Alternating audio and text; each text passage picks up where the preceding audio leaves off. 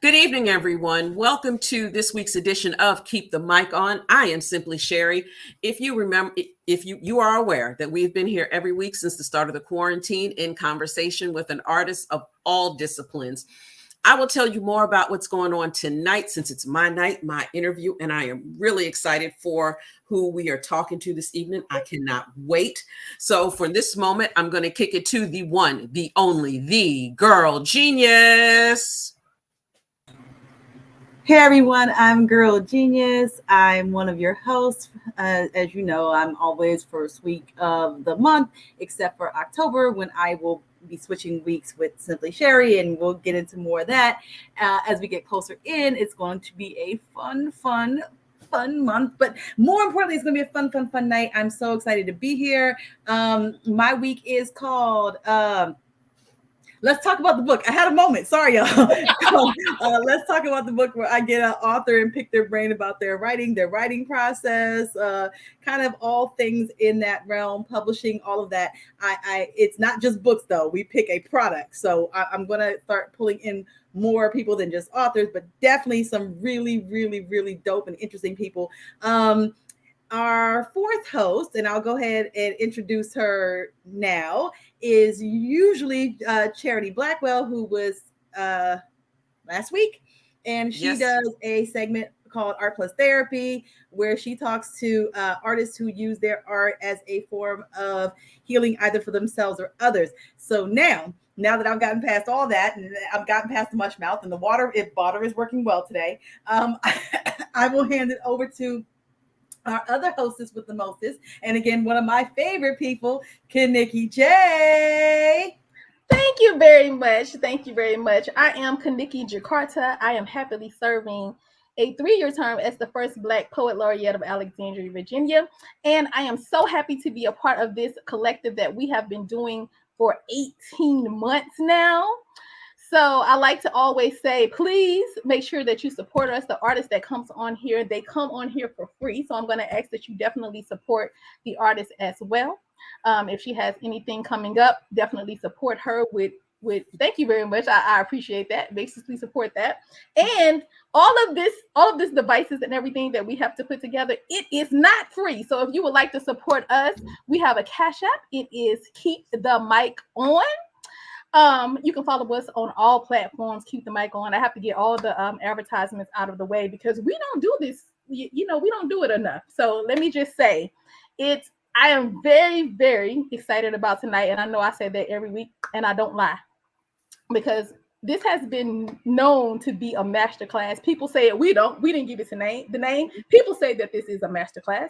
My segment is called Poets and Platforms, where I interview poets who have platforms for the arts, not necessarily poetry, but whatever platform they have is an art platform. So, but this week, I said it is a masterclass. So this is going to be amazing because the person we have is called MasterPiece. So this is going to be an amazing night. So I'm very excited. So this is the opportunity for you to go ahead and tell your mama and them, your friends and them, and everybody that we're here, and it's time for them to join the live. So I'm going to kick it back to your hostess for tonight. She is Simply Sherri, but there is nothing simple about her.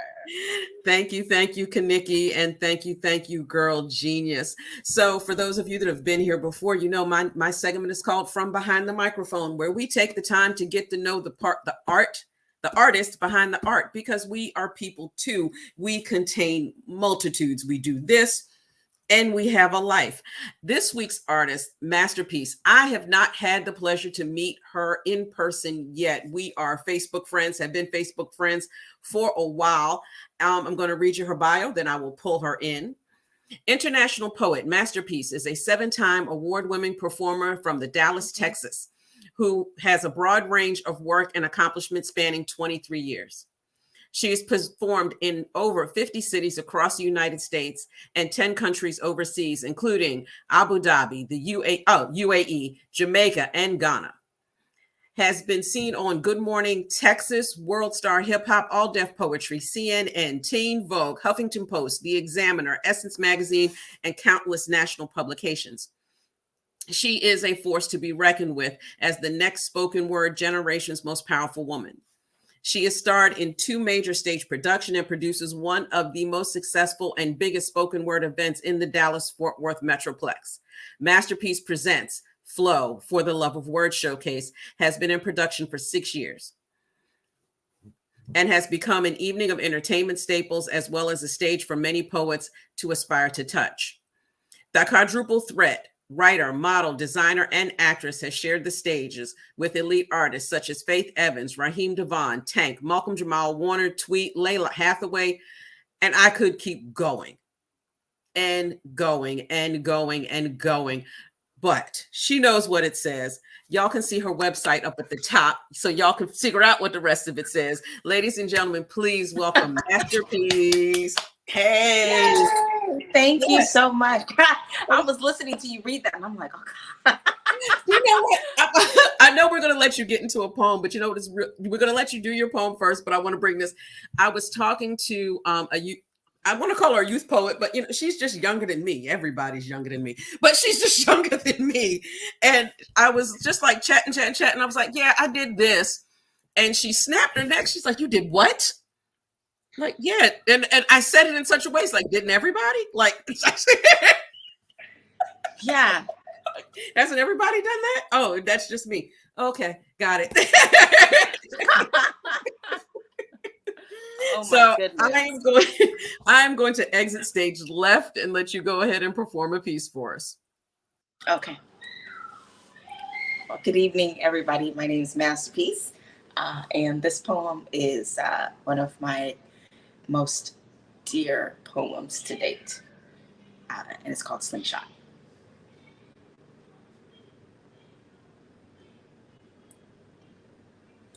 Today I took all my pain,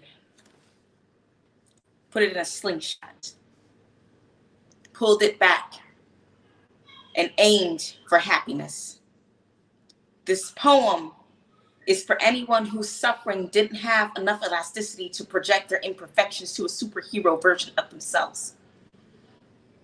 I had meningitis when I was 9 months old.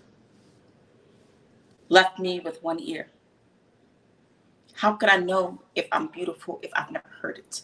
Speech therapy had me so frustrated I never saw the purpose. Ex-husband thought I wasn't listening, so he beat me half deaf. I don't know. Maybe he thought I would be mute too.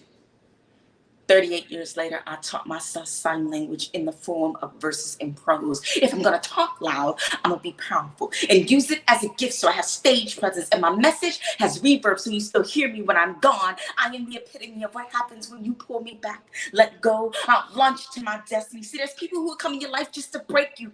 Well, maybe God already saw the pieces that you would take to rebuild yourself. You are stronger than you know. The irony is you don't know it until something stronger than you shows up. So when life gets tough, when the weight feels too heavy, when your patience is neatly tucked between forget you and I've had enough, just know that you are sitting right in the middle of a slingshot about to be catapulted to the next level of greatness. So sit up, adjust yourself. You're not fat. You carry your weight. You ain't dumb. Just know better. You're not weak. You preserve your strength. Stand up. Claim it. Your smile is a weapon. Your joy is a trigger. Your success is revenge. Stop overlooking your arsenal. Take back your power and launch to your destiny. There's people who are going to try you. People who are going to deny you. Well, all planes need a runway before they take off. These people are going to leave you. Well, most birds don't know their eagles until they fly alone. I'm telling everyone who said I couldn't, I've been done it. I'm kissing the sky. And to those who said I was too much, you can't get enough of me now. I pulled back 16 years of not knowing who I was, and I lunged into MasterPiece. This poem is my slingshot. I'm no longer ashamed because I didn't hear you the first time. Matter of fact, I'll say it again because I didn't hear myself the first time. And to those people who told me they don't like repeating themselves, actions speak louder than words. I heard you the first time. Thank you.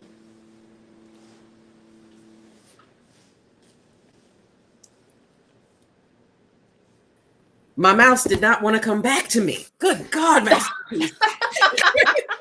Oh my word, I love that piece. I love that piece. Thank you. And I'm sitting back and, you know, I've been planning, this interview and like all the things I know I want to talk to you about, but we're going to start on some girly stuff, some stuff that hits me right here. Okay. Because I know you do a lot of stuff with fashion. I sew. So yes. Oh my goodness. I only sew for myself because I'm only good working with my wonky dimensions. But how did you decide to go? We're going to talk poetry, y'all. But how did you decide to go into fashion mode? My mother was a seamstress for over 20 years.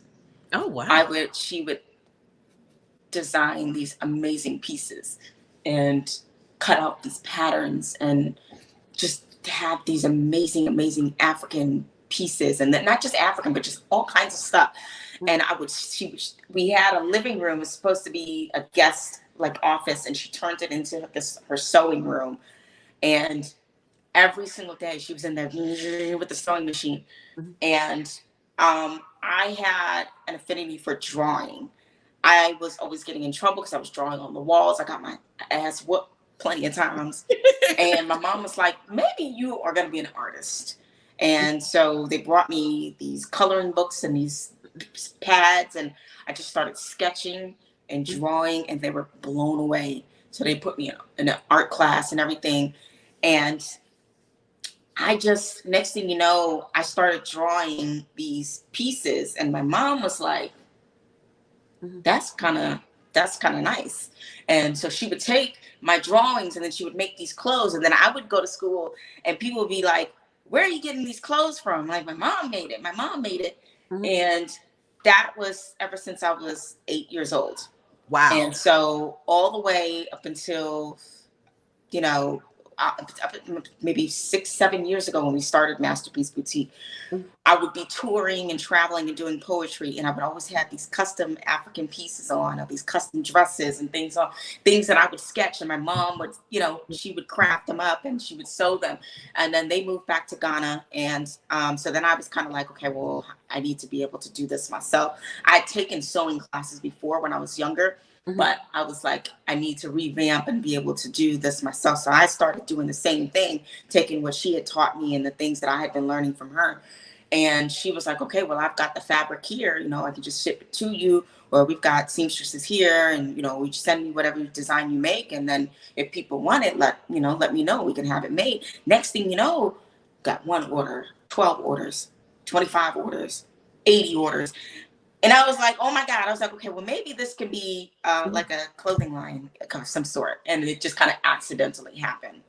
Really. So, and then that's how MasterPiece Boutique was created. So like I said, y'all, that was a very personal, that's a moment between us. Because I'm good at picking fabrics, and I go through the major 4 sewing pattern companies and put my stuff together. I'm good there. I have yet to figure out how to idea something organically and make an outfit. So, but I had to talk about that.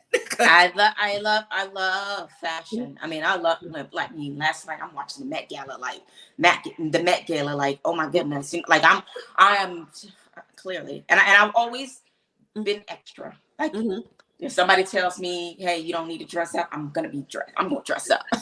I'm overdressed. Like I've always been like this since I was a kid. I've always been dressed up extra. It didn't matter.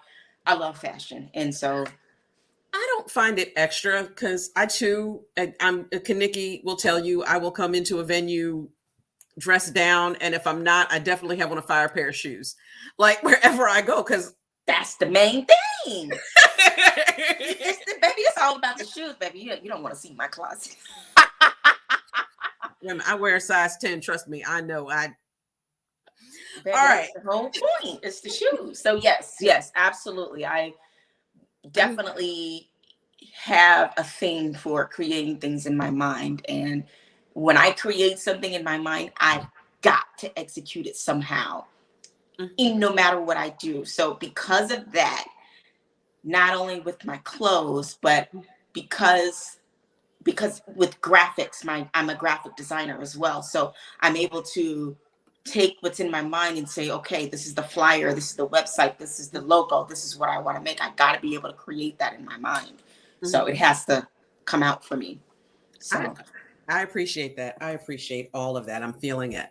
So So I'd like to say, Kaniki would have called me disingenuous if I didn't talk about that because I think while we're all poets and writers, that additional, go ahead. See,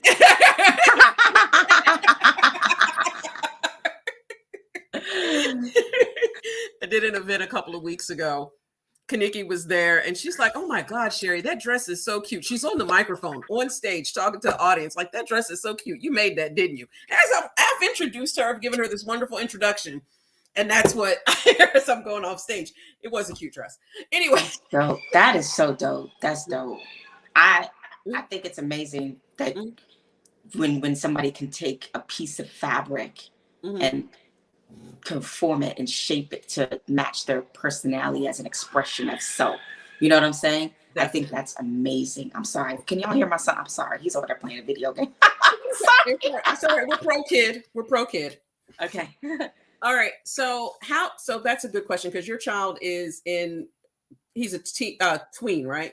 He's 10. He just turned, well, not just turned 10. He's 10. So going on 11. My baby's 29. So how do you balance being mom and MasterPiece? I don't even think there is a balance, to be honest with you. I've been doing it so long. I think it just happens. One thing I will say is this. A lot of people don't realize that I have a really good co-parenting situation. We have our, our schedule, a specific schedule going on, but whenever I have to go somewhere or do something, he has always just been like, okay, well, do what you got to do and come back. And so that in and of itself has been so helpful in being able to balance everything. So when he goes with his dad, I'm able to get a lot of my stuff done. And then, he comes back with me and then, I spend my time with him. So that's why everybody just thinks he's me online all the time and everything. And that's cool. But at the same time, I do have a balance and a good co-parenting situation. So I will say that. That's amazing. That's amazing. Because I don't know when my children were that age, I could have done this because, I'm shuffling, trying to find childcare. I'd be shuffling, trying to find childcare. Yeah, that's difficult. And it was like that at first, for the first 3-4 years of his life. And I was kind of touring. I started touring when he was about 2, maybe going on 3. And I would just bring him with me. Like there's so many pictures of me and I've got him on stage, or he's everybody. When I've been touring, a lot of people, they always ask, how's your son doing and everything? Because I just bring him with me. So, but yes, that is very difficult, finding childcare and making sure they have a normal life and normal schedule and a routine. That was extremely difficult. And that's when I said, you know what, I'm not going to do this by myself. Let's come up with a plan. So I like that. So now we will talk about poetry a little bit. So one of the questions that I usually ask in my From Behind the Microphone segment is, what brought you to writing poetry? So I'm going to bring that one up early. So okay. What brought you to writing poetry? Hip hop. Oh, okay. Hip hop. Yeah, it was. I love saying this, but everybody's always so shocked when I say this. But it was, I listened to Redman. I listened to Redman and I was like, man, this is kind of dope. And then I was like, and my brother I was listening to Rakim and, Nas and just old school hip hop. And I was like blown away by the storytelling and the rhyme and, the things that they were saying. And now they're flowing over this beat. And I'm like, what is this? This is amazing. I was like, I need to be able to express myself. I grew up in a very strict household, in an African household, and I need to be able to express myself. I don't know how to get this out. And these people are saying the things that I want to say. But then I was like, but I don't know how to put these words around a beat. I was like, how do I do? I feel like I'm constricted when I have to do that. So I started, one of my Christmas gifts was a book by Nikki Giovanni. And I read that book and I was like, oh, okay. So you could actually write these words and it can be free flowing, and you can talk about how you feel. This is poetry. So I was like, this is it. And so I started writing poetry. I didn't even know you could perform it at that time. I just knew that it was something that could be written. So I started writing all these songs and all these poems and stuff like that. I have hundreds of poems from that time, and I was 13 when I started. So that is what got me started. It was actually hip hop, and hip hop is still the core of who I am. Like I always say, like, I'm not a rapper, I'm a lyricist. Like I just kind of, I understand the art form, but I don't like to call myself a rapper because I don't like to put my words over like beats. I don't like to flow like that. But people always get it misconstrued. But that's the core of who I am. Buddy, Doug, I'm doing an interview. Please be quiet. Thank you. Sorry. I knew that was going to happen. That's real life, though. It's okay. I understand it. Yeah. I understand it. One question I do ask, I usually ask this one first, but I forgot because I wanted to talk about clothes. How have you been able to practice self-care during the quarantine? How are you able to keep balanced and not want to? Quarantine at first was really difficult because, obviously touring and traveling and producing shows was my breadwinner. But it was also a blessing because then I finally got to sit down. After touring for 8 years straight, I finally sat down and I was like, well, now I don't know what to do now. So one of the things that I did was I really started to work on my fitness. I did a lot of running. I really started to just kind of take a step back and realize I don't have to do so much all the time. I don't always have to be on go mode. So working out and really getting into fitness, really becoming more mindful of my diet, having an actual sleep pattern, staying at home and actually developing a routine, and, kind of being a mom and all of these things really helped with my self-care. And then once I realized how healthy that was and how my skin and my stress levels were coming down and how happy my son was and how much more peaceful it was, I was like, I think I need to work on this as a priority. Even when I go back to work, like I need to make sure that I have that, right? I need to make sure that I keep this peace in my life. And not always just be going all the time. I love that. I love that there. Because what did you do?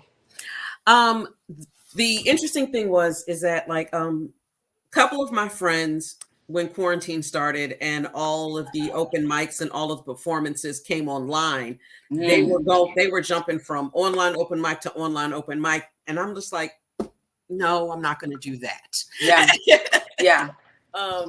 I don't think I've said this on Keep the Mic On. I think I told my friends that right before quarantine started, so the beginning of 2020, I told myself I need a poetry vacation. So like I was setting up my busboy schedule so that I would be off for about a month. Like I wouldn't have to perform. I wouldn't have to be anywhere. It would just like, I had literally just started, asking people to cover for me so I could be off for a month.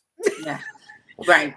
And still keep my commitments, but just rearrange everything. And because I just needed the break and I knew that. Yeah. And so when quarantine started, I was doing Keep the Mic On and hosting busboys online, but I didn't have to leave the house. I could rest all day. I didn't have to, I didn't have to go to work, so I didn't have to deal. Not that my workplace is bad. They're a little crazy, but not that my day job is bad. Yeah. But I was able to like really recenter myself. Yep. So pretty much, except for hosting the occasional event online, from March to June of this year, I think I performed maybe like a handful of times online. Yeah. Other than that, I just kind of sat back. It's a world of a difference when you slow down and really just, you know what I mean? Yeah. And again, you'd be surprised the kind of energy that's around you. Even though you said your workplace wasn't bad, it's just the energy of being around people that sometimes we got to take a break from. You know what I'm saying? And I'm an ambivert, so I'm kind of in between an introvert and an extrovert. So I like my space. I gotta have my space. I'm really conscious of the energy around me. Right. And so I'm big on that. So but you would think, since I'm always traveling and around people, you would think that, but no, I'm, very, okay. I can't wait to get home. I can't I wait to call get to my myself a hotel. social introvert. Like when I need, especially hosting, and this is true with a lot of artists, everybody, and I'm about to say, when we are on stage, we are in performance mode. Yep. We look like the biggest extroverts that you will ever meet. Exactly. Get us off stage. We are. Exactly. Yep. It's With, like, people would always say, like, you like a totally different person on stage. mhm. And I'm like, yeah, I mean, but like off the stage. Yeah, I'm home. I told I've been dealing with a lot of things the past couple of weeks in my personal life, just dealing with a big thing with my parents. And I told my closest people, I said, I cannot wait. It was supposed to be this past weekend. It'll be this weekend. I'm going to come in from work at 5:00, 5:30, shut the front door to my apartment, and I won't come back out until it's time for me to go to work next week, because I need that time to be in my house, Yep. in my space, in my things. Yep. I If I'm thrive just- off of that. Huh? I thrive off of that. I like nothing but to be at the house, chilling. Yeah. You know what I'm saying? Like, all I need is food, and to try to, figure out which one of my activities am I going to immerse myself in. Exactly. And just be in the house. I'll let people know I'm fine, because I think that scares my neighbor during the quarantine. She said there was about a week that she never saw me come out the house. Yeah. I don't think.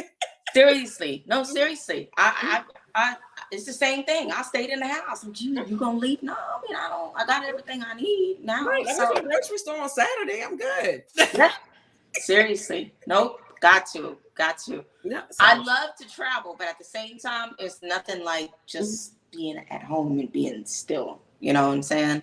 I read an advice column online, and she said something about she travels to different cities to go to different coffee shops to read books. So like, I'm in Washington, D.C. So like, maybe I would go to Charlotte or somewhere like that and take some books to go to the different coffee shops and just sit and chill and read. I'm like, everybody, like, she was asking for advice that had something to do with money, but all the comments under that were like, wow, that's a thing. Like, just go to like another, just to sit down and read. Just to sit down and read, and enough, because I guess it's about the environment, Yeah. And I also, she's like, she may do a little sightseeing while she's in that town, but that's just a different experience, a different place to read, not have to worry about running into anybody that might know you. For me in the DMV, that is definitely a thing. And I'm just like, you know what? I want to try that. Just no, I mean, that's a thing. I love different sceneries. So yeah. I'm all about a change of pace, change of culture, change of language. I'm all about that. So whatever can, adhere to that, I'm kind of like, that's kind of dope. We go to a different, because every city is different. Yeah. You would think it would be the same thing, but if you go to one city, a coffee shop in New York, it's not gonna be the same kind of coffee shop that's gonna be in North Carolina. You know what I'm saying? It's a different vibe. Even I was in Philadelphia this past weekend, and that's only 2 hours from DC, but it feels like I was in another place. Like, I was just, even though I was only 2 hours away and I'd been there before, it still was like I'm somewhere else. Yeah. So it was really, yeah, I wrote that down as a thing. That's dope. Go for it.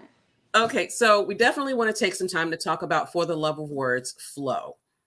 We have to. We y'all, when y'all realize why we have to talk about flow, you will understand. So let's start with your inspiration to start that event. What inspired you to start flow? I wanted to change the landscape in which people view poetry.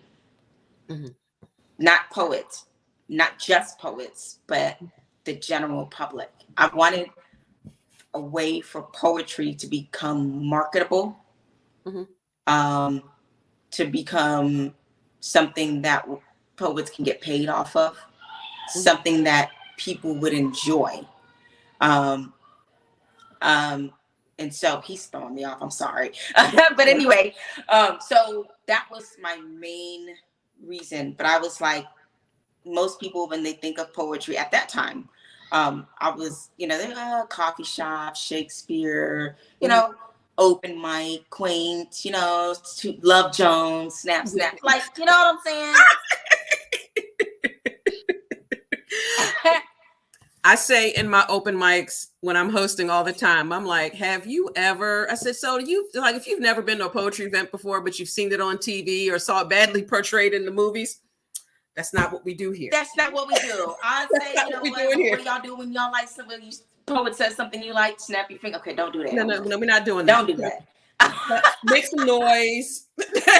let's be involved. So that's what people would think when they hear poetry. And I was like, I want this to be right up there with NFL, NBA, Drake, Lil Wayne, and Jasmine Sullivan. Like, I wanted it to be the same type of excitement. And so I was like, but I know people ain't just gonna come just to see poetry. So I was like, let me put some things around it so that they can be familiar with that art form. And then I'm gonna put the poets as the feature, right? So I'll put the live music and the comedy and the dancing and, maybe some little bit of art going on here. And then I'm going to bring these dope ass poets that I wouldn't, that I knew, and I would highlight them. So you'd have this live music and the singing, and they getting into it, and you come in and you have this dope poet spits this dope piece or whatever, and they're like, oh my God. Okay, you put a comedian right in the middle of that, and they're laughing and laughing. You put another poet in there, and then they're like, oh wow. Put some more live music, and the DJ get them to line dance, and and then put the final poet in there. And next thing you know, I just had this amazing time. You know what I'm saying? I love that. Gradually over the years, it became people just got excited about the poets, people just got excited about the show. And now people fly from all over the place just to come and see the show. Poets aspire to be a part of the show. It's become a huge platform now, nationally and internationally now. Yes. That's our next topic, y'all. That was my goal. My goal has been to elevate the platform in which people view this genre of art. And I wanted to uplift us and say, hey, look, we don't need to have celebrities as part of the show. We are the celebrities. You know what I'm saying? We are it. We don't need anybody else around this show getting paid $5,000 and we only getting paid $200. I just stopped. No, let's flip the script. So that was my inspiration for doing it, for love of words. So tell our audience all of the locations that Flow has been presented. So far it has been Jamaica, it has been Aruba, and Panama. And it was Aruba and Panama. Okay. Aruba and Panama, and now we're going to Accra, Ghana. Yes. And you also did a cruise one? Yes. Yeah. Well, I was performing poetry on the cruise, but Flo was not on the cruise. But I was performing poetry. I was a resident poet for the Grown and Sexy cruise for several years. So okay. So like I said, y'all, we friends on social media, so I see everything that she's done. So how did you go about putting together the show in Ghana? That is half a world away. So. Everybody, that is like the question. Everybody's like, how is she doing this? Well, so, I think I already got a touch of what it was. This is my first time ever talking about this. So you guys are getting this since I've dropped the news. Mm-hmm. The trick about traveling and doing international shows is you've got to be able to have a middleman who is the liaison, a travel company or a travel agent, if you will, to make those connections, that has done the research for the venues and the hotels and all the things that are necessary that you need to bring the show there. Mm-hmm. And so with Ghana, travel companies don't like to go to Ghana. They don't like dealing with that or anywhere in Africa. Mm. And so I was like, how am I going to do this? So in the past, I would always tell, friends or the people that I'm working with, like, okay, let's try and go to Ghana or whatever. And if they would never want to invest in it. It's too risky. Mhm. We don't know. People aren't going to pay that much money to go on a trip. So I literally am doing this. Me and Bella Pierre from Belle Travel, we are literally doing this with our bare hands. I've cut the middleman out, and I've Wow. literally researched and researched and researched and researched, not with the, and also with my family, giving, me being a part of it and being from there and my family, and putting everything together, and her doing the research and connecting to the hotel and connecting to the airport, the airlines, and all of these things, and me knowing where to go and all the beaches and stuff. We literally handpicked and did everything, with our bare hands, without anybody, without a company in the middle, organizing all of this stuff. And so, because where there's a will, there's a way. And I was like, if nobody's gonna do it, I'm gonna do it. Now, And I'm gonna put my foot out there, and I'm gonna say, this is an experience of a lifetime in many ways. Not only for the poets to be able to go internationally and perform, but to go back to the motherland. For people to have the opportunity to go back to the motherland. There are so many people that want to go, but either money or the connection, or they don't know who to go with. And with my following, people have said, you know what, I can go with MasterPiece because she's been doing this. This is the opportunity. This is, you know what I'm saying? If I'm gonna go, then I'm gonna go. You know what I'm saying? Let's do. And I just kind of put all of that together, and I said, you know what? Let's create this once in a lifetime. Not once in a lifetime. Let's create this homecoming experience. I like and allow poets and everybody to have the opportunity to do this. So. How long from the time I know you said in the past that you have talked about it, like, let's do these poetry shows in Ghana. From the time that you started planning this one until you announced, how long, what was the planning time? This is about 2.5, almost 3 years in the making. Okay. Yeah, because I went there 3 years ago. Mm-hmm. To this day, last week I was there in wow. Ghana 3 years ago, and I remember performing on stage and saying, I want to do this. I want to bridge the gap between these Ghanaian poets and these African poets and these American poets, because it was a whole nother world being an American-born Ghanaian in the midst of Ghanaian poets. They were blown away by me, and I was blown away by them. And I was like, I need to somehow figure this out. And so I would always, I would be traveling and going around the country and going to my friends and my family. And then I would be researching and looking online. And I'm like, what hotel? What can we? It's been almost 3 years in the making. And I finally, once, I kept getting rejected. I finally hit up Bella, and she kept researching and trying to figure out who would work with us. She said, we can't find anybody. She said, we're just going to have to do this ourselves. I said, that's fine. And so that was about 4 months ago. And from that time, when we did all of our research and put all of the pieces together and all of the itinerary together, and I was like, you know what, it's time. Just go. There's only so much I can do. There's so much planning I can do. I just have to just jump off the cliff and just say, hey, let's do it. What I appreciate about that story, and definitely one that if we were ever to truly write the masterclass book of Keep the Mic On, was what you said, is that yes, you had the idea 3 years ago, but you put all the groundwork in before you told and really took that time. I think I'm not saying it just anybody, but I think I'm thinking of the Fire Festival. Oh, this is our idea, but y'all did not lay your groundwork out correctly, which is why that became such a mess. I'll say it that way. That's why that was a mess, because y'all didn't give yourself enough time, didn't do the research. So that's why I really wanted to pull that question out or get an answer to that one, because that I was curious about that. Yeah.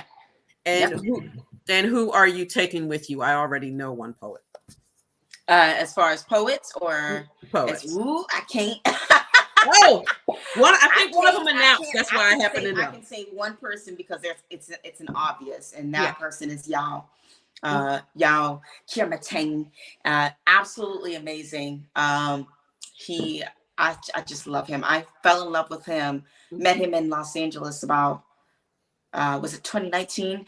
In 2019 at Fly Poets Summer Classic, and he was blown away by me. And then I went up to him. I was blown away by him. I was like, oh my God.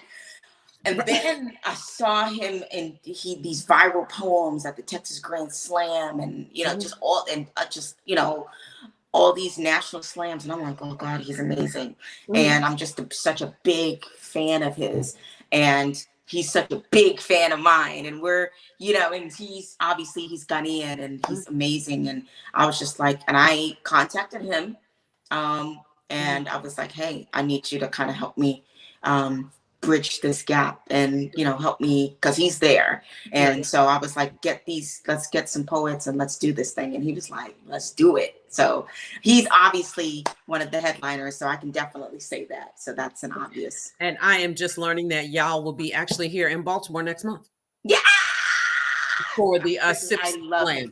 Also, Christopher Michael, because he is our international host for Flow. He's been traveling with me for 2 years now. And so he's definitely going to be on board. So that's who I saw announce himself. And Christopher Michael, besides being one of my favorites, was actually also a former guest here on my segment. So isn't he? Oh God, he's amazing. He's amazing. But he's not just an amazing poet. He's an amazing host. And he is an amazing writer and an amazing person. Just an amazing person all the way around. I host the Love and Erotic. This is my Christopher Michael story, and I love it. I will love this story and him until the end of time because I think it's hysterical, or just the whole thing. I host the Love and Erotic themed poetry slam here in DC. That when I created the slam, actually I did it online during the quarantine. It's called the Pajama Jammy Jam Slam. When I created it, it was for the poets that were afraid of traditional slam. Like this was kind of get your feet wet and then go over there. Yeah. That's like kind of a starter. I wish I had that. I just got thrown to the wolves. I think because slam can be intimidating. I know a ton of slam poets. I run in the Baltimore and DC scene. I know slam poets, so I get it. So that was my mindset. This is for the people that don't normally slam. Y'all just want to come in and see what it feels like and try it. And a lot of people have. What amazes me, though, is that since I moved it to Busboys and Poets, the number of nationally known, nationally ranked poets that come through. The Friday after Thanksgiving, I didn't even know he was up here. He was just up here visiting family. And he hits me. He's like, the slam is tonight. And I'm like, yeah. He's like, I'll be there. I'm like, really? And he came in and killed. And I'm just like, this little simple slam. I think I want to say somebody else nationally ranked was there that night too. And I'm just like, but that was why he was here. And I'm just like, I'd never heard him do an erotic poem before. I met him at Eye Whips. So I'm just like, all right, Chris, if you're here, come through. I don't care. I really tell people, come through, take the money. But he did such an amazing job. And he was so gracious to the other artists that were there that night that he knew, because of how strongly he performed, that he was going to steamroll. But he was very gracious. And it was an amazing night, an amazing feat. And I love him for it. And I can't wait to get him back here. He was supposed to feature for us on tour last October, but y'all know what happened. Yeah. Amazing person. I love him to death. I've known him for years. And so he is one of the best. He is one of the best. So make sure I've talked about everything we talked about what is the Dallas poetry scene like? I'm going to say pre-pandemic, not after pandemic, because that's a whole nother, pre-pandemic. I would say it was thriving. I mean, there was actually probably too many poetry and open mic shows going on. It was oversaturated, but everybody had their niche. Everybody had their thing that they were doing. There was something for everybody. You had poetry and pole, like you had strippers and then poets, you know, you had regular open mic, you had the Black activist Pan-African open mic, you had Flow, you've got Dallas Poetry Slam, you've got, I mean, there was just so many, and I think Prudence is doing, I like, there's so many, there were so many different things going on, and I almost feel like I was like, yeah, there's a lot going on, you know, but that's not necessarily a bad thing. It's just, you know, whatever poets need to thrive off of and fulfill their need to perform and grow, that opportunity was here in Dallas. So I would say it was thriving pre-pandemic. Now afterwards, you know, everybody got tested. No pun intended, but everybody in their business skills got tested after, you know, the pandemic. And so now I don't see many of those same open mics now. There's only maybe one or two that I know of personally, but and I could be wrong, but it seems like, you know, a lot of the venues, more so than the actual open mic, I think a lot of the venues struggled, and that was the problem. And so now you have the birth of virtual open mics and online open mics, and that was absolutely something that got completely taken over. And so that's a whole nother conversation. We were on Busboys and Poets, so we definitely know that there was a lot of them. Because I think there's a young lady for open book, and every event, Melissa, every day she's posting all the events, and I'm going, wow. Yeah. It's just a lot. It was a lot. But you know, I support whatever elevates the platform. You will always hear me say that. I will always support Busboys and Poets. The reason for that, Busboys and Poets, my first time coming out to Washington, D.C., that kicked off me touring. I literally booked a one-way ticket. I'll never forget it. I booked a one-way ticket, and I was like, I don't know, I'll just figure it out. But because you guys have so many locations, it makes it lucrative for an artist to be able to come and hit the different spots and sell merchandise, and that's so amazing. So I booked a one-way ticket, not knowing how I was going to get back. But by the time I went through, you know what I'm saying, all four of them, at the time it was four. Well, it was five at that time, but I went through four, and I came back. I was like, okay, well, shoot, I got a little change in my pocket now.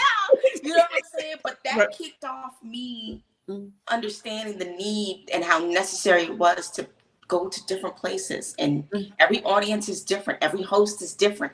Every networking system is different. And that is, I didn't understand that until I hit the Busboys chain.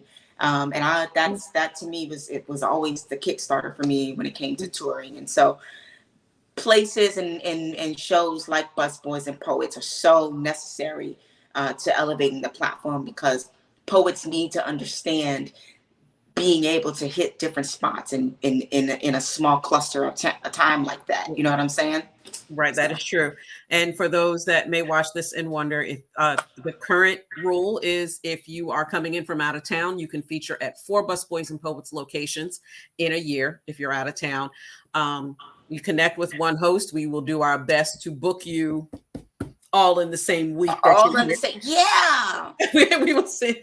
And each feature is paid, and you can come in and sell your product. So that's the Busboys and Poets model, and I do love it. And the fact that we are now up to 8 locations, with our 9th one getting to open, that will provide us more opportunities to get more touring artists in, because we have more dates to work with. Yeah, absolutely. That's amazing. Congratulations. Oh yeah, I've been with Busboys 6 years now, I think, and I love it. I truly love the opportunities that it also even brought me just as a host. Yeah, I bet it's been amazing. It's been. I think I've had more people say, "Oh yeah, I found you on the Busboys and Poets website because I'm one of the hosts." Yep. Okay. Yeah, it's definitely something that a lot of poets, I know for me, when I was first starting out, I was like, oh my God, it was pages, and who was the other one? What was the other? I forget his name, but it was the one with the dreads. The light skin dude with the dreads. Okay. Light skin with dreads. There's so many of them, and it's been so yeah, long. There's 20, yeah, there's no, wait a minute, there was 20 of us. I think there's 20. I think there's 30 of us now. Ooh. Oh my goodness. I think we've expanded between 25 to 30 because my goodness. There's at least 4 hosts per location. Wow. Yeah. So it's definitely, I would always go on the website and I'm like, okay, do we get to see my picture on there? And be like, featuring MasterPiece. And I'm like, and they stopped doing that. Oh my God. I wish they would get back to, I wish they would get back to that. Cause the first time I spotlighted at Busboys. And this wasn't even paid. And my picture was on the website. I'm sorry. Huh? There we go. Yeah. The first time I spotlighted at Busboys, I wasn't even paid. And there's my face on the screen. I was like, yes. Yes. Okay. So this is the part of the interview where I get to do my questions. I kind of I borrowed this idea from Inside the Actors Studio, the television show. At the end of that, he asked the same 9 or 10 questions to everybody. And these are just to get to know you. The first one I've already asked you, what brought you to writing poetry? Okay. The second story, tell me the story of the first time you getting on stage to perform. How you felt about it, where you were. It's okay. The purpose of this question is for you. You're a host and you've probably had somebody come up to you and say, oh my God, I could never do that. Yeah. I want all of us professional poets to tell everybody we were not always this way. Yeah. No, I didn't even, like I said earlier, I said, I didn't even know you could perform poetry. Mm-hmm. This was in 2005. I'll never forget this. I was going to school at the University of Arizona. I saw a flyer that said open mic, poetry, live music, this and that. It's called At the Cellar. Mm-hmm. And I was like, well, poetry. I was like, huh? What's an open mic? I didn't even know what an open mic was. And I, went and, asked some people and they were like, oh, they do poetry. They get on the mic and get on stage and they, read their poems and stuff. And I'm like, really? And I was like, oh. So then I'm like, I go online and I'm like, what's it? I'm like, oh. I find out about Talam AC. Mm-hmm. And I'm like, okay. So now I'm thinking I got to memorize this poem. So it's a poem called What I Deserve. And mm-hmm. I'm like, okay, I spent 6 weeks memorizing this poem. Mm-hmm. And I get on stage that night. I did that poem and I got a standing. Everybody just went absolutely insane. Mm-hmm. I was like, so you mean to tell me I could write poems, express myself, and these people gonna clap and they gonna like it? I was blown away. I was like, I've never felt so safe, secure, mm-hmm. and in my purpose at that moment. And I was like, this is what I want to do. I want mm-hmm. to be able to write and express myself. And then afterwards, that's not even what the kicker was. The kicker was afterwards, the people that came to me and said, girl, you read my mind. You spoke what I was trying to say. I've been trying to say that. I've been saying that, but you said it so beautiful. And I'm like, oh, I get it. We become the voice for other people. You know what I mean? And mm-hmm. I was like, there's much more to this than I realized. And then from there, that was my first time. I'm going to say this part of the story just because, like you said, we haven't always been this way. I did go to St. Louis and feature at that time, shortly mm-hmm. after. And after that feature, I will never forget his name is Brandon Thornton. And I asked him how I did. And he said, it was okay. He was like, you got a lot of work to do. And I was like, huh? And he was like, you need to do this. You just got a lot of work to do. So at that time, I was like, okay. So we all have to start from somewhere. We didn't just get on stage and start being these amazing poets and hosts and start working a crowd and no one had to. No. That's not how it works for me. Somebody had to sit me down and say, nah, you ain't all that. You know what I'm saying? Exactly. But start from somewhere. And then to quote Lamar Hill, if I pull you aside to give you some advice, it's because I care, because I want to see you succeed. That part. That part. That is the lesson part. for all artists. If someone is pulling you aside and saying, okay, I need you to do that, you know, you might want to work on this. Yeah. Listen, because they want you to go to the next level, whatever that is. Absolutely. So you have chosen to use a stage name, MasterPiece. Explain how you came to that choice and what you want the audience to get from hearing that name when you hit the stage. Okay, I'll make it brief. MasterPiece is a metaphor for an artist who is successful at what they do. And so I am an artist who paints pictures with words. The best work of an artist is a masterpiece. And so when I came up with that, I couldn't say, you know, masterpieces. You know, these are my poems are my masterpieces. That's the best part of me. But I can't say masterpieces. I'm only one person. So I just dropped the S and I said masterpiece because I embody poetry so much that that's just the moniker and the name. I said, okay, masterpiece, because I'm giving people the best part of me. People think it's like, you know, like arrogant and all this, and it has nothing to do with that. It has to do with the fact that I'm literally giving you my soul. You know what I'm saying? So that's perfect. I love that idea. Who is your favorite writer? This could be a songwriter, poet, newspaper article writer, whoever, anybody you consider a writer. Rudy Francisco. One answer. Rudy Francisco. Oh God, love Rudy. For poet. For songwriting, what comes to mind is Mariah Carey. And for movies, Jordan Peele, I would say. And Stevens, well, I don't know if I would say production wise, like, you know what I mean? So yeah, definitely Rudy Francisco is definitely one of my favorite writers, I would have to say. Yep. I'm working on trying to get him for the show. Girl Genius says Mariah throws SAT words in mid-song. Yeah, Mariah Carey, I mean, she's a one hell of a songwriter. Yeah, she pretty much I agree with that. Everything. Yeah, not only is she an amazing singer, but she's an amazing songwriter. So it's all about it. It's all, they know how to express themselves. Yeah. Okay, you can have a 1-hour conversation with anyone in history, living or dead. Who would you choose and why? 1-hour conversation with anyone in history? Anyone in history. Anyone. Oh, wow. Dang it. Oh. I don't mean to be.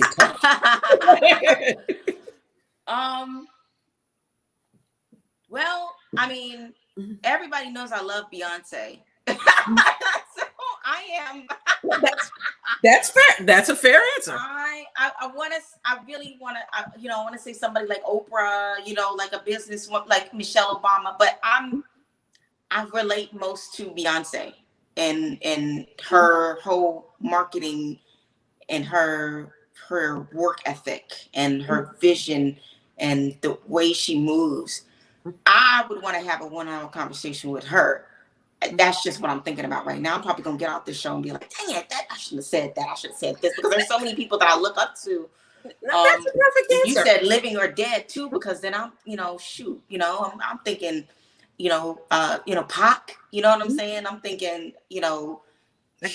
I'm thinking Prince, I'm like, That would be a lovely conversation. And I'm okay. Wait a minute, then you're really going to love the next question. And the thing is that we could go in and I'm going, you know what? I'll wait. You can have the perfect concert. Your favorite venue is set up just for you. 3 acts, again, living or dead. Who do you want to see perform in your show? Prince. Mm-hmm. You said 3? You got 3. 3. Okay. Prince, Michael Jackson, and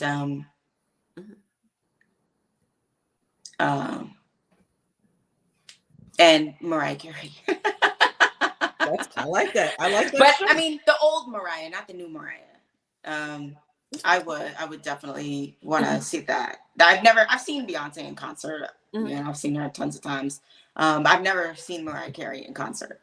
So, but definitely Prince he's a Yeah. musical genius to me. And he put on an amazing show. I saw him in DC. Yeah. Mid-aughts. That's what I'll remember right now. Was the mid 2000s. I remember going. Yeah. I remember buying the tickets and saying, I bought 2 tickets that I will find somebody to go with. Yeah. And Nice. I'm out of that habit now. No, I never got to see Prince, and I never got to see Michael Jackson. I never got to see Michael. And now what I do is if there's somebody comes to town, I want to see him, I go buy my 1 ticket. Here's a tip, everybody, for doing that. You may get a better seat because you're only buying 1. Right. Exactly. Janet is also a good one too. I've never seen her in concert, but I heard she's phenomenal. So I've heard she's put on a good show as well. Yeah. So we've talked about fashion and we've talked about drawing. Tell us something else about yourself that other people may not know. This could be anything, and we've brought up a lot. Yeah. People are always so shocked when they see me play basketball, Mm-hmm. and when they see me shoot pool. Why play basketball? I played basketball since I was 4. I played all the way up until I was in college. Oh, okay. So I can hoop. Don't let these dresses and these wigs and these dresses don't let that fool you now. That's what it is. Shoes and I will ball the mess out of you. Yeah. And people are like, what in the world? And then it never fails. Every time I do billiards, I'm an ace at it. I'm an ace. And people are like, what? The other thing too is I also played women's rugby as well. Women's rugby? Yeah. Oh, wow. For 3.5 years at the U of A. Yep. Okay. See, I'm not that athletic at all. I'm very athletic and very competitive. So I get that. I understand that. Yeah. So we've talked about fashion design and drawing. Do you have any other creative outlets? Or if not, is there something else that you would like to learn? Any other creative outlets? Graphic design, animation. Okay. I really want to tap into that a little bit more. I learned how to do it in school, and I've become fascinated with it. I've become fascinated with special effects, and I mean, I'm really good at Photoshop and doing things like that. But now I want to cross over into film and seeing how I can really animate and really kind of use special effects and CGI. Like, I'm really fascinated with that. So that's something I kind of want to tap into when I do my visual album. I really want to kind of let that go into that space and that whole nother realm of my creativity. Okay. I love that. Yeah. So the final question, so that my coworker, my team here will also know. This will be the last question, and then we're going to open it up for you to do one more poem, and then they will come back in and ask you a couple of questions. Okay. So the last question is, and I took this one from inside the actor's studio. If heaven exists, what would you want to hear God say when you arrive at the pearly gates? Girl, stop. Golly. What would I want to hear God say? That he's pleased. That's perfect. I love it. Yeah. All right. I've gotten so close to God in these past few months. And so everything in my life, I listen to him. I don't do anything without asking him. And I just want to please him. So. Okay. I will give you back to the floor. Everyone, please welcome again for one more poem, MasterPiece. Yes. I am Black. I am Black woman. A paradox. I feel whole. Yet I'm still seen as a whole, seen as surefire, be burning bridges, seen as troubled water, taken from motherland, yet still nurtures an entire culture. Author of rhythm, yet apocryphal when they listen. I am truth. I am praise. I am bountiful. These legs are mountains. I move them when I walk. Therefore, I am avalanche. You can't stop me. I'm hell. I'll be hell on wheels. Catch me if you can. Hands up. Don't shoot. Stop killing my sons, then telling them what to do, then telling them what they should have done. I am karma. I am pins and needles. You will reap what you sow. I am breaking. I am breaking needles. You ain't never seen black mannequins. I am rarer than black mannequins. See, there's a reason why these men don't propose with black diamonds. All this beauty can't sit on one finger. When you hear me, I am amphitheater. Don't mistake my silence for shame. Silence like library, I be knowledge. To read me, you have to see my spine. This body is work. This melanin is fruition. Cold as fire, hot as ice. Hallowed be thy name, thy queendom come. Wrath of generations, I be Rosa Parks, Mary McLeod Bethune, Viola Davis, Regina King. I carry this torch. I am Maya Angelou. I am not just a statue. My name will erect statues in my name. My name is revolution. My story will be televised like revelations. I will come like a thief in the night. Seek salvation in my bloodline for over 400 years. Salvation laying hymn songs in church pews, staring at dead corpses. You might think my heart is floating in sorrow, but times have changed. I am peace. I am journey. I'm everything you don't want me to be. And nothing like what you will ever see in your lifetime. Thank you. Thank you. Yes. Let me get in, girl genius. Waiting for Kaniki to come back. Yes, yes, yes. So here's Kaniki. Here we go. Here we go. There we go. Now we're all here. I was there. I could. My clicker thing wouldn't work. I was like, click. It wouldn't click. Yes. After you said I'm everything that you don't want me to be, then my computer was like, I will not click because this is what I'm supposed to do. I will not be that because you said that I'm everything that you don't want me to be. So, yes. Wow. Thank you guys so much for having me. I appreciate it. No, we thank you. We thank you for being here. So I'm opening up the floor to Kaniki and Girl Genius for any questions that you may have. Okay. I had stepped away for like 1 second, so I missed if you covered why the name MasterPiece. Mm-hmm. She did. Tell me, because I missed it. She'll tell me later. Okay, I'll ask something else. Okay. Mm-hmm. So let me ask my politically question first. Okay. Mm-hmm. So do you feel that as an artist, it is your responsibility to write what's happening in the times?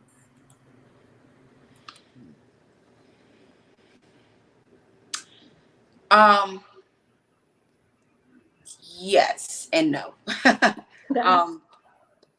I have a responsibility to write what is effective. And sometimes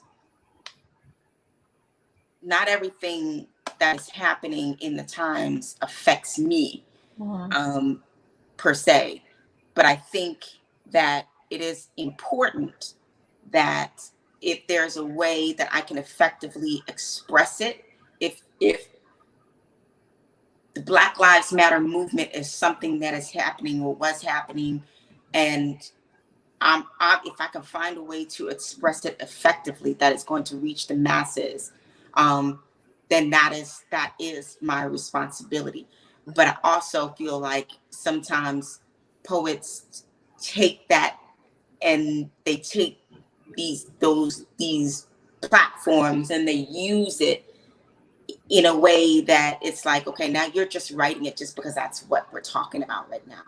And it's not effective. So yes and no. So I definitely think it's a responsibility that if you are the voice, if you're somebody like Amanda Gorman, you know what I'm saying? That she's going to use her voice to be effective in whatever's happening You know what I'm saying? Right. But somebody that's at an open mic that's just trying to go viral for whatever reason, and just because that's what's hot right now, because we just talking about, you know, killing innocent Black people, or we just talking about the gay agenda, or whatever the case may be, then sometimes I don't think that's necessarily a responsibility. It's more so just trying to just do something to garner that attention. So it's kind of a tricky question to answer, but yes, in a sense that yes, as an artist, you have a responsibility to express what is effective. Fantastic answer. Fantastic. I do love that. Okay, now as when I am doing consulting work and people are writing books and stuff, I ask them who is your genre? Who do you write for? Who is your genre of people? I want to say most of it's Black women. Black women. I reach everybody though. So depending on, but isn't that the job of the Black woman anyway? Don't we reach everybody though? Yeah. That part. Okay. That part. So, but most of my stuff is geared towards Black women because I'm a Black woman.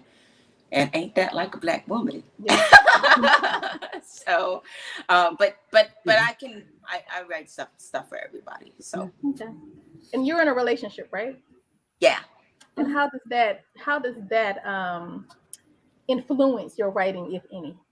You know what? Surprisingly, I haven't really written anything that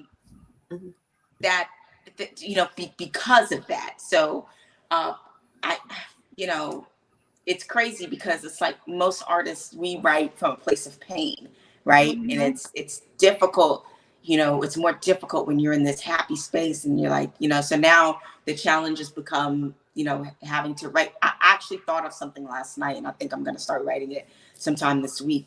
But I think I've just been so consumed in just being happy and just kind of living in the moment that I haven't really put my pen to paper just yet to express, you know, exactly how I feel. I don't know that there's enough words that I can express. So express how I feel about him. But one of these days I will. That's fantastic. That means that you're living a fantastic life. That is not enough time to write about it. So I that's awesome, and that tells me you're in the right relationship. So yes. When you don't feel the need to write, you're right where you need to be. You're right where you need to be. There you go. I like that. Yeah. Oh, yes. Okay, Danielle, I'll wait for that T-shirt. Thank you. Yeah, T-shirt. Did you write that? That's dope. I like that. Female cut. Yes. All right, that's what's up. Okay, I'm gonna kick it over to Girl Genius. See if she has any questions. And I do. I have two, and I also have something for you. Okay. Hold on. I'm writing this down before I forget what I just said. Right. Right. If you don't feel the need to write, then you're right where you need to be. Yeah. I got it. Come on, Danielle. Come on. I'm about to child. There we go. I got you. You know what I always do, make these workshops out of this. I mean, you know, it'll be the next in the Write Like a Woman workshop. I'll be like, write about feel free. Steal away, feel free. Number one, I've done this with a couple people on this show. So there is in my house, and it's going to get moved. It's going to get moved because I need more room. There is in my house, as Sherri and Kaniki, you're aware, there is a wall in my house full of nothing but photos I have taken of poets over the last, I want to say 6 years. Okay. I pulled this off my wall because I was like, I know I have your picture from WOWS last year sitting up on my wall. Wow. Hold it closer to the camera. Wow. That is you. That's you. That is definitely you. Yeah. Yeah. I was like, so this is one of those. I have this sitting up there. I have a whole wall full of 4x4 photos of literally artists that I've taken on stage over the last, I want to say since maybe 2015 ish. Yeah. So I'm like I was so completely floored watching you last year, it's my brain can't even wrap around the fact that it was literally last year. But oh my God, I absolutely love your work. I'm going to put that out there. I'm going to fangirl slightly. Like I was excited as hell when I heard you were coming on the show. I'm like, I'm totally going to fangirl. That's so awesome. Like so serious. But my first question to you is, I know you mentioned film and visual album, but because you're a lot like us, where you have like multiple things kind of happening at the same time. What's next? Like, what's next on the table? Like, what is the big goal? I mean, that Ghana trip is a big deal. It is very much so. But a visual album slash album is definitely in the works. So I am looking to kind of break the mold with that. So I'm gonna take a step back from performing. So this is like my last year touring, and to focus on my creative side, especially with production and with the poems. So I want to be able to kind of take poetry to another level, to a cinematic level, if you will, and really just do a visual storytelling type of album. If you want to say Lemonade-ish, you know what I'm saying? You could say that, but I think I kind of want to do this in my own way, my own poetic, cinematic way, mixed with fashion and all of the things that I love. You know what I'm saying? So that definitely is in the works. So I am happy to hear this. Like, one of the things that happens on this show is, like, we've been here for 18 months. We'll have somebody will come in, they'll do a project, and then we come back and we give an update and go, we talked about this here, and the next thing you know, this thing has happened. Mm-hmm. And so I'm going to start adding that question in, so we can be like, I told you. Every time. That's what she was talking about. Yep. No, and we are happened a bunch of times. Yes. We So will be the here Ghana for trip is next year. But a year will be here before you know it. I mean, just look, we were talking about the Waltz was just last year, you know? Yeah. So Ghana is in October 2022. And it'll be here before you know it. So, and that's going to happen. People are still trying to figure out how the heck is that going to happen, but it's going to happen, you know? Real quick, put out the information for anyone that wants to try to go on the Ghana trip. What information, where should they go to get more information about that from you? Oh, okay. The website flowforloveofwords.com. You can go there, and then you need to join the Facebook group, which is Flow for Love of Words. It's Flow International. So if you just type in Flow International or For Love of Words International on Facebook, on the Facebook search, you'll have to answer a few questions because it's a private group. But that's all about the Ghana trip. It's all about all of the international trips, actually. So if you want more information on that, all of the deposit and registration information will be out later this week. So that link will be posted in the group and on the website. So flowforloveofwords.com is where you can get all of that information. Okay, perfect. I was going to say, Sherri, when this goes up, when definitely just add this in the comments so everybody has it. We'll definitely have that information for everyone. So definitely make sure you find out about it. First 10 people to sign up will be part of our VIP list. So they'll get a VIP swag bag full of all kinds of goodies and stuff like that. So when that link drops, if you want to go, make sure you're the first 10. Okay. All right. So the very, very, very last question, unless anybody has anything else, we always end with the same question. Okay. And so don't overthink, just start throwing it out there. You ready? Okay. Now that you've done the show, and so just to run back the other segments, I do books and authors, Kaniki does poets and platforms, and Charity does art plus therapy. And this platform.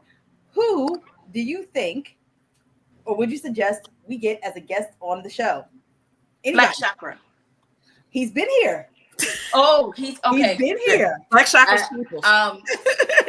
But then Obi West. Oh, we do need Obi. We do need Obi. We keep a running list, and I did not even. Why? How did I miss him? Him and Prentice Powell at a show for Flow. Right. Yeah. Obi is phenomenal. Yes. I was involved I was involved in his first East Coast tour. Sugar. I'm trying to remember. I think that was in 2016. That's the first time I met him. And then he came back in 2019. And I'm going, oh my God, like just those like 3 years, just like how differently he presents and shows right now. It's amazing. Yep. Mhm. Yeah, he's phenomenal. He was amazing at Flow. So yes, please. When you ask about writers, I'm gonna have to put him up there. Yes, yes, He's amazing. So yes, please get him on the show. Yeah, absolutely, absolutely, We definitely definitely. will. Yes, yes, yes, yes, yes. Because you're absolutely right. He's dope. He's ridiculous with it. Well, first thing I'm going to say is MasterPiece. Everyone in the room, please give a huge round of applause for MasterPiece. Thank you, thank you, thank you. thank you Thank so much for you. having me. No, we appreciate you. We appreciate you when that comes Amazing. through. Next week is Poets and Platforms with Kaniki, and we will find out our feature next week because we've had some scheduling. Yes. Yeah, September's same deal. scheduling. I will be back actually the first week of October, and I'm very excited. I'm normally third week, but I'll be back first week of October, and my feature will be America's Next Got Talent winner, Brandon League. So I'm very excited. Yeah, Brandon too. Yes. Yes. I love him. He's Yes, amazing. he's amazing. Yes. I'm so excited. Such a humble person too. He is. Every time I've talked to him, when I was involved in his Busboys tour too, and I couldn't even make it. I was out of town. Like I scheduled it for And him he wasn't there. and then left. But he is still very appreciative of me for doing that for him. And I'm like, no, you were dope. You did your. I was just in the right place to help you that day, I guess is the way to say it. Yeah. To be quite humble about it. It's like that's just how I feel. I'm like, you asked, I was able to provide. Here we go. Yeah. So Really cool dude. So as you know, we're here every Sunday at 7 p.m. on Facebook and on YouTube. Please, everyone, please stay safe, wash your hands, wear your mask, be healthy, stay healthy, and we will see you all next week. Bye. Bye.